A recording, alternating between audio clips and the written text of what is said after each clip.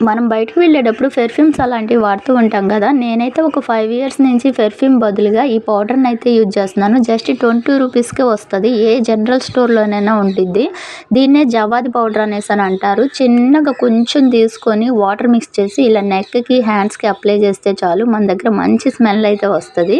నేనైతే చాలా ఏళ్ల నుంచి యూట్యూబ్ స్టార్ట్ చేసినప్పుడు దీని గురించి ఒక వీడియోలో చూసాను. ఇక అప్పటి నుంచి కొనుక్కొచ్చి ఇంట్లో నెగెటివ్ ఎనర్జీ పోయేలాగా ఇంట్లోనే మంచి వాసన రావడానికి ఒక గ్లాసులో వాటర్‌లో ఈ పౌడర్ ఏసి ఒక మూలన పెడతాను. అదేవిధంగా బీరువాలో మంచిగా బట్టలు స్మెల్ రావడానికి, తుప్పు వాసన పోవడానికి కూడా ఒక క్లాత్‌లో మూట కట్టేసి బీరువాలో కూడా పెడతాను. అదేవిధంగా పూజల్లో అన్నిట్లో కూడా మంచిగా స్మెల్ రావడానికి పసుపు, కుంకుమలో దేవుళ్ళకి బొట్టు పెట్టేటప్పుడు ఇక దీపంలో కూడా కొంచెం కొంచెం వేస్తాను. చాలా బావుంటుంది. నిన్నైతే నేను మా పెద్దోడి దగ్గరికైతే వెళ్ళొచ్చాను.